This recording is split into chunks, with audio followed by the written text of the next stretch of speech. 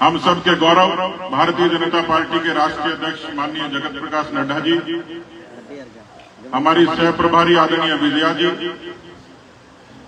Bharatiya Janata party के वरिष्ठ नेता उपनेता प्रतिपक्ष आदरणीय राजेंद्र राठौड़ जी, सांसद महोदय, सभी विधायकगण, इस क्षेत्र के हमारे सबसे वयोवृद्ध नेता आदरणीय गुरजन सिंह जी, पार्टी के जिलाध्यक्ष जी, दोनों ही हमारे जिलाध्यक्ष, सभी पदाधिकारी और यहाँ बड़ी संख्या में उपस्थित किसान भाइयों, इतिहास गवाह है और प्रकृति और पृथ्वी भी गवाह है कि जब एक किसान का पसीना धरती पर गिरता है तो ये धरती अन्नपूर्णा बनती है और उसी किसान के घर में पैदा हुआ कोई जवान जब सीमा पर लड़ता तो इस भारत मां की आन बान शान की रक्षा होती है। मेरे सामने वो कौम बैठी है जिसने अपने परिश्रम से इस धरती को अन्नपूर्णा बनाया है। मेरे सामने वो कौम बैठी है जिस कौम के घर में सपूत पैदा हुए महाराजा रणजीत सिंह से लेकर सरदार भगत सिंह तक, जिन्होंने जंगे आजादी में इस मातृभूमि के लिए अपना सर्वस्व उत्सर्ग कर दिया। किसान सरदारों, इस देश की राजनीति में मुगलों से संघर्ष हुआ, अंग्रेजों से संघर्ष हुआ और उस संघर्ष में जिसने सबसे ज्यादा अगुवा होकर इस भारत मां की आन बान शान की रक्षा की, वो यही किसान कौम थी। नाम अलग हो सकता है, गोत्र अलग हो सकता है, कुल अलग हो सकता है, वंश अलग हो सकता है, लेकिन इस भारत माता के लिए किसी भी मोर्चे पर जब खड़ा होना होता है तो सब लोग एक सारे भेद भुलाकर एक साथ खड़े होते हैं। कश्मीर से कन्याकुमारी तक और कच्छ से कामरूप तक हिंदुस्तान के नक्शे को सुंदर बनाने वाली कोई कौम है तो किसान कौम है। उसका प्रांत अलग हो सकता है, भाषा अलग हो सकती है, वेश अलग हो सकता है, खान पान अलग हो सकती है, लेकिन दुनिया में इतिहास गवाह है कि भारत की सुंदरता उसकी विविधता में, विशेषता में। और इसलिए आदरणीय नड्डा साहब ने एक अभियान शुरू किया, एक भारत और श्रेष्ठ भारत। हम गर्व कर सकते हैं कि हिंदुस्तान की धरती पर हमें पैदा होने का अवसर मिला। मित्रों, मैं 2019 में लंदन गया, मुझे गाइड ने जब हवाई अड्डे से उतरते ही पूछा कि बड़ा खूबसूरत शहर है, कहां जाना चाहोगे? मैंने कहा मैं कैक्सटन हॉल देखना चाहूंगा, जहां उधम सिंह ने जनरल डायर को गोली मारी थी और भारत मां की आजादी के लिए जिन्होंने संघर्ष किया। और इसलिए हम सब वो लोग कि देश पर किसी भी संकट के समय इकट्ठे होकर खड़े होते हैं। मैं आदरणीय नड्डा साहब का अभिनंदन करूंगा, स्वागत करूंगा कि मेरे जैसे किसान के घर में पैदा हुए एक साधारण कार्यकर्ता को सबसे बड़े प्रदेश के अध्यक्ष बनाने का मुझे सौभाग्य दिया। ये सौभाग्य मेरे अकेले का नहीं, ये सौभाग्य पूरी किसान कौम का है।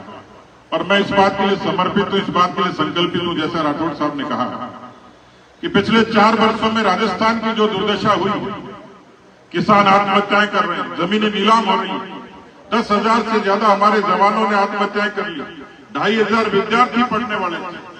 आज भ्रष्टाचार की जो सीमा, उसका कोई अंत नहीं, कानून व्यवस्था पूरी चौपट हो गई। 8.5 लाख मुकदमे राजस्थान में आज तक नहीं हुए, 17 बलात्कार और 7 हत्याएं।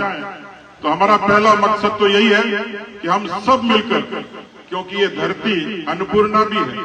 और मैं यहाँ श्रद्धा से याद करूंगा स्वर्गीय भैरव सिंह शेखावत जी को, जिन्होंने बिना किसी भेदभाव के सिंचित क्षेत्र के किसानों को न केवल आबियाना माफ किया, उन्होंने खालों की मरम्मत के लिए सबसे पहली बार कदम उठाया और किसानों के कल्याण के लिए उस समय की सरकार ने भैरव सिंह जी से लेकर वसुंधरा जी तक यहाँ परिवर्तन की एक अलग जगाई थी।